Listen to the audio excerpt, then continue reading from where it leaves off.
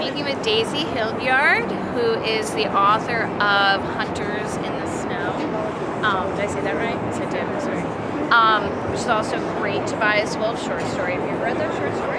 No, I only heard of it after my novel had come out. Great. But I really should. I'm going to send you a copy. It's wonderful. Yeah. And so I loved your bio because it was unlike, a lot of the sort of, the bios of literary writers I usually read. And I wondered if you could tell us a little bit about what you're studying.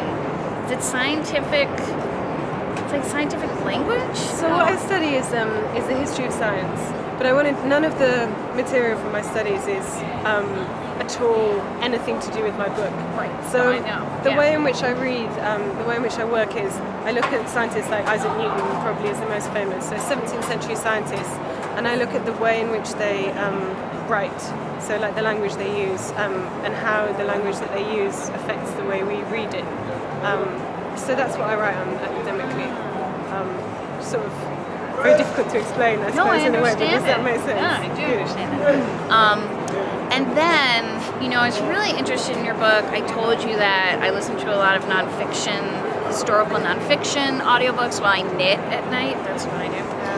And so I was listening to, I've listened to books about some of the stories, some of the historical stories in your book, and I was really interested in the way that you framed the nonfiction or the history within a personal account, and I wondered which came first for you.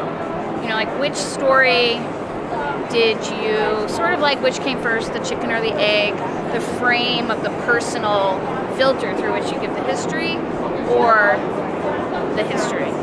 I think in a way it's very difficult to talk about Genesis because, I don't know when the idea first came, and sometimes they feel like they've been around for a while and you couldn't necessarily say when exactly you first had them.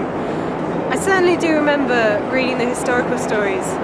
Each of the historical stories in my book involves a kind of fiction or a lie, and I remember thinking that each of these stories is a story, it's not just a history, and I wanted to write them in the way that I felt was the most truthful way, which was fictionally, if you see what I mean, right, because they're fictional stories in the first place.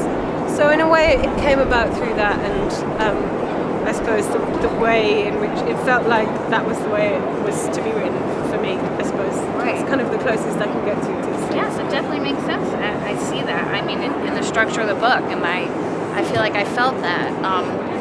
And so so when you think of yourself, do you think of yourself as a writer? Do you think of yourself as a scholar?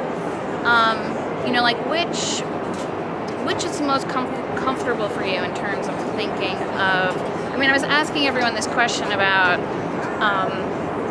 when did you give yourself permission to think of yourself as a writer? Kind of what people were talking up there on the panel. But I understand that it might be more complex for you. Do you tell people that you're a writer, or do you call yourself a scholar, scientist? It's certainly not a scientist. In a way, it's funny. I feel like more. What would the word be? More fraudulent saying I'm a scholar. I certainly am a writer because I spend my time writing. Whether I'm a successful or professional writer or not is a different matter. But writing and writing stories. Scholar I feel less comfortable with probably. Strangely enough, yeah. And then one more question is, what kind of reading experience do you search for? Some people read for story, some people... what I loved about your book is that it combined two of my favorite reasons for reading, which is learning something new, or, about a certain world or a certain story, or the process of a certain historical aspect of the world, but also, inhabiting a personal narrative.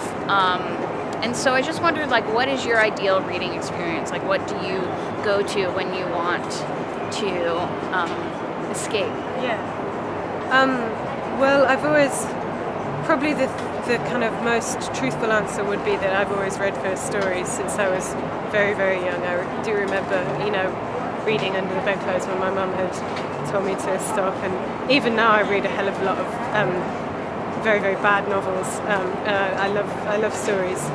But I think if I was being a bit more intellectual about it, now that I'm an adult, I read perhaps for a sense of something other, like a sense of something outside myself. And many of my favourite writers have I think, a particularly heightened sense of otherness and strangeness. And so that's another thing that I Give us like a couple titles. I suppose Borges would be a writer who does that. A lot of German writers, people who, Thomas Brown. I think there's a particular line of writers that, for me, it's a feeling rather than something I could, but have a very strong sense of strangeness and otherness. I can't be any more particular than that, I'm afraid. That's great. That's great. Thank you so much. No, and let's go inside so you can sign my copy of your book.